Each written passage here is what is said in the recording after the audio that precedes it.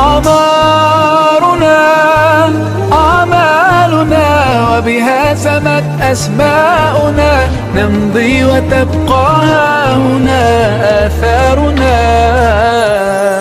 لن أنتظر. الحمد لله رب العالمين والصلاة والسلام على أشرف الأنبياء والمرسلين نبينا محمد وعلى آله وصحبه أجمعين. وقيبتي لبعض برنامج كبلغوا عني ولو آية. ما أنت وحانو كغهلي دونا هدو الله يدمو مهمة وقتي ووليهي سلفك أي وقتك سيدة يو إلالين شرين ضياعات وقتك أي سببها كينا. waqtigu waxaa lagu tiriyaa inuu yahay waxa ugu qaalisan insaanku haysto guud ahaan noloshiisaba. waqtigu dadka muslimiinta agtooda nimco weyn buu ka yahay, isaga cibaadaadkoo dhan ku gutaan. waxaad arkaysaa cibaado kasta waqti gooni ah oo lagu gutay leedahay. salaada waqtigeeda waa 5 mar oo habeen iyo maalinba leh. soonka waqtigiisa waa bisha 9aad ee sanada hijriga ah. xilliga xajkana waa bisha 12aad ee sanada hijriga ah.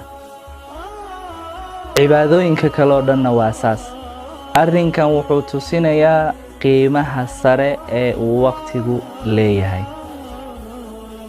waqtigu Ilaahay subxaanahu wa ta'aala wuxuu kaga hadlay aayado badan oo kamid ah Quraanka Kariimka ah, isagoo ina tusinaya muhiimadda uu leeyahay.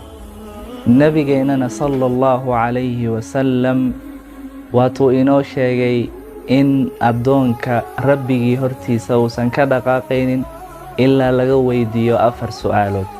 su'aalahaasi waxaa ka mid ah oo si gaara loo weydiinayaa cumrigiisii iyo dhalinyaronimadiisii, waxa uu ku bixiyey, halka uu ku soo qaatay, ma taaca iyo cibaado san buu ku bixiyey mise dunuub iyo macaasi. waa kii uu xadiiska kaloo nabigana ahaa 2 nimco dadka way ku kadsoon yihiin oo sidaas ogama faa'iidaystaan. waa caafimaadka iyo firaaqada. caafimaadkana waxaa la tabaa markii la xanuunsado, firaaqadana waxaa la tabaa markii la mashquulo. mawjad iyo waqti midina kuma sugaan. murti kaloo Soomaaliyeedna waxay ahayd 3 ma soo laabtaan. oraha aad tiri, falaad aad gantay iyo waqti kaa tagay.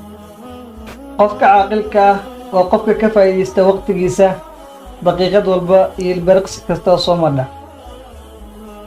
qofkii eega raaraca salafkii iyo dadkii wanaagsanaa waxay ahaayeen duul iyo dad waqtiga gartay qiimihiisa kana faa'iideystay. saxaabi weynaa ibnu Mascuud radiyallahu canhu wa ardaah ayaa yidhi: ما ندمت على شيء ندمي على يوم غربت فيه شمسه ونقص فيه أجلي ولم يزدد فيه عملي. مجد شيئا كشلاي سيدا أنا وشلاي مالين أي قرحدي تصوبح ذي عمري ونسقامي وح عمل أنا أن شن سيدا وكلا تابعي وينا زايد كانها الإمام الحسن البصري رحمه الله أيا لغسو نقلي عينو يدي ina aadanow waxaad tahay maalmo la aruurshay, mar kastoo ay maalin tagtana waxaad tagay qayb adiga ka mid ah. sidoo kale wuxuu yidhi maalinkaadu waxay kuu tahay marti, aysan kaa tegin ayadoonan raalli ka ahayn. sidoo kale habeenkaada asagana wuxuu ku yahay marti, yuusan kaa tegin asagoon raalli ka ahayn. micnaha adigoon ka faa'iidaysanin yaysan kaa tegin weeyaan. xamaad ibnu salama ayaa yidhi saacadaha ka mid oo maanan imaanin Sulaymaan at-Taymiyi ilaa haddaan waxaan u nimaani jirnay asaga oo daacada Ilaahay ku jira. haddii ay tahay saacad iyo waqti salaad waxaan u nimaan jirnay asagoo salaad tukanay. haddii aysan waqti salaadeen waxaan u nimaani jirnay asagoo masaajidka dhex fadhiyo oo dhikri iyo waxyaalo la mid ah ku jiro, mise qof xanuunsan soo boqonayo, mise janaaso la socdo. adigu oo maana tagi jirin buu yidhi saacadaha ka mid ilaa waxaan u tagi jirnay asaga oo wax khayra ku dhex jiro.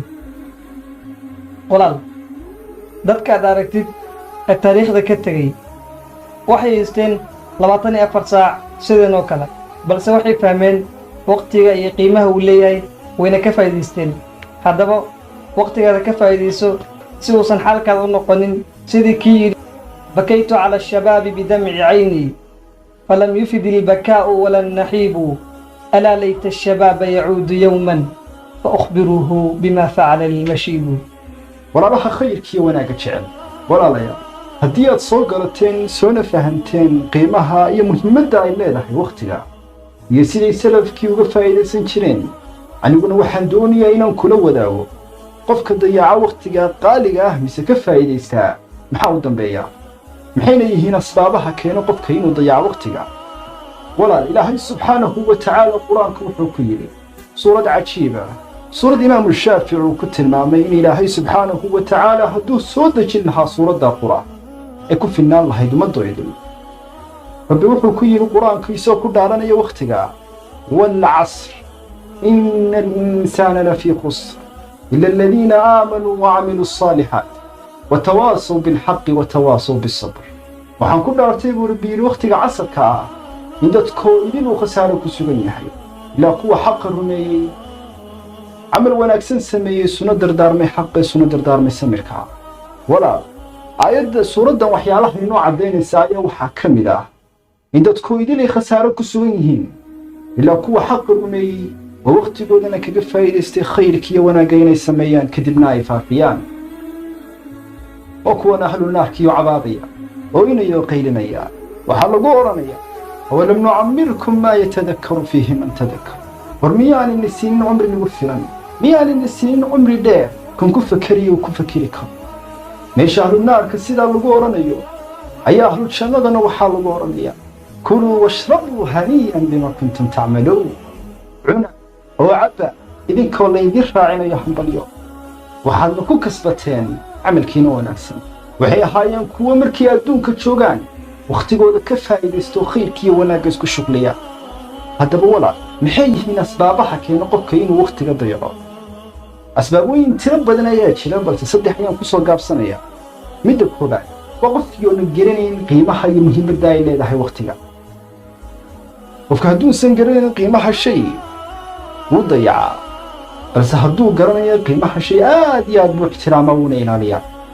midda labaad waa qofkii oonan yool lahayn, waa qofkii oonan ujeeddo lahayn iyo meel uu higsanayo nolosha. hadduusan qofku lahayn ujeeddiyo meel uu higsanayo wuxuu ku noolaanayaa nolosha xayawaanada oo kale, wuu cunayaa, wuu cabbayaa, wuuna seexanaya. midda saddexaad ugu dambaysa waa qofkii oo la saaxiibaa saaxiib wanaagsanayn, saaxiib ku sifaysan sifooyinka xunxun sida caajiska oo kale. saaxiibkaa waa mid ku horseedi karaa inaad ku noolaatid nolol caajis iyo waxsi ku dheehan. saaxiibku waa mid ka qaataa noloshaada baal dahab leh. haddaba walaalayaal, waxaanu ilaahay ka baryaynaa inuu noo hagaajiyo wakhtigan qaaliga ah uu rabbina siiyey, naga yeelana kuwa wakhtigooda ka faa'iidaystay. waxaanu idinkaga tegaynaa sidaa iyo nabadgelyo. wasalaamu calaykum waraxmatullaahi wabarakaatuh. waxaana noo barana xalaqadeena 3aad ee balliquu cannii wadwaaya.